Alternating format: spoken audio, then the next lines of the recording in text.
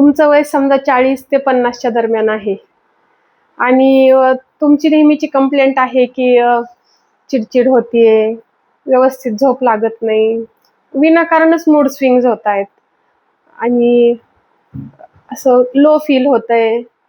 बऱ्याचदा असं वाटतं की अरे असं का होतंय, रडू येतंय, तर याला काय माझं काही चुकतंय का, किंवा अपराधीपणाची भावना जाणवतीये, विनाकारण भांडावंसं वाटतंय, विनाकारणच रडावंसं वाटतंय, असं होतं का? तर हे होणं अगदी नॅचरल आहे, कारण याला प्रीमेनोपॉजल किंवा मेनोपॉजल सिम्पटम्स असं म्हणतात. स्त्रीचं वय जेव्हा 40 ते 50च्या दरम्यान असतं तेव्हा हे म्हणजे मानसिक परिणाम जाणवतात. कारण जेव्हा पाळी जाण्याचे दिवस जवळ आलेले असतात ना, त्यावेळेस स्त्रीच्या शरीरामध्ये अनेक हार्मोन्समध्ये बदल होत असतात. मग त्यामुळं असे बरेचसे त्रास जाणवतात. मग याला काही ट्रीटमेंट आहे का? तर आहे. तर सगळ्यात पहिली गोष्ट म्हणजे तुम्ही संतुलित आहार घेतला पाहिजे. बरेचसे स्त्रियांचं मी बघते की घराच्या सगळ्यांची काळजी घेतात, पण स्वतःची मात्र म्हणावी तशी काळजी घेत नाहीत. तुमची लाईफस्टाईल तुम्ही नीट ठेवा. रात्री लवकर झोपा, सकाळी लवकर उठा, व्यायाम करा, योगासनं, प्राणायाम करा आणि सगळ्यात महत्त्वाचं म्हणजे पॉझिटिव्ह राहा. या वयामध्ये बऱ्याचदा काय होतं, मुलं मोठी झालेली असतात, नवरा त्याच्या व्यवसायामध्ये म्हणा किंवा नोकरीमध्ये अगदी गुंतलेला असतो आणि स्त्रीला बऱ्याचदा मग एकटेपणाची जाणीव होती. मग अशा वेळेस काय करायला पाहिजे, तर स्वतःला तुम्ही एखाद्या छंदामध्ये गुंतवून घ्या आणि मैत्री करा. छोटे-छोटे तुम्ही काहीतरी छोटे-छोटे छंद लावून घ्या स्वतःला.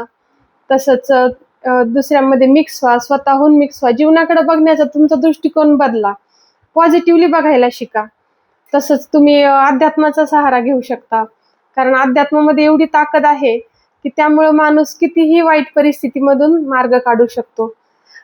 जप करा किंवा काहीतरी धार्मिक पुस्तकं वाचा, फिरायला जा, छोट्या-छोट्या ट्रिप काढा.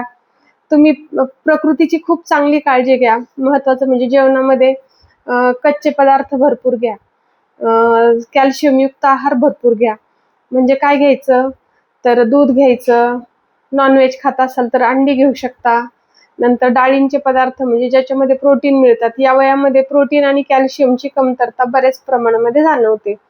तर त्यामुळे तुम्ही प्रोटीन असलेला आहार घ्या. म्हणजे काय, तर सगळ्या प्रकारच्या डाळी, नंतर सोयाबीन, तसंच दूध घेऊ शकता, पनीर घेऊ शकता आणि खाण्यामध्ये होता होईल तेवढं ताजं अन्न घ्यायचा प्रयत्न करा. जंक फूड, तळलेलं हे या वयामध्ये आता आपण टाळलं पाहिजे.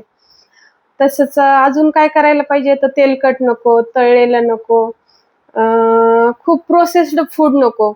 आता असं एक मी जुनी म्हण ऐकली होती की 40शीच्या अगोदर म्हणजे आपण काही खाऊ शकतो, पण 40शी नंतर फक्त जगण्यापुरतं खावं. म्हणजे काय, तर आवश्यक तितकंच खा. तुम्ही आहाराचं प्रमाण पण कमी करा थोडंसं, जे पूर्वी खात होता. वजन नियंत्रित ठेवा आणि ह्या सगळ्या गोष्टी केल्यानंतर आपोआपच तुमचं मानसिकता ही बदलणार आहे.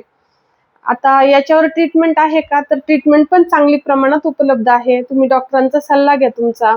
तुम्ही ह्या सगळ्या विषयावर तुमच्या घरच्यांशी बोला की मी ह्या फेजमधून जाते.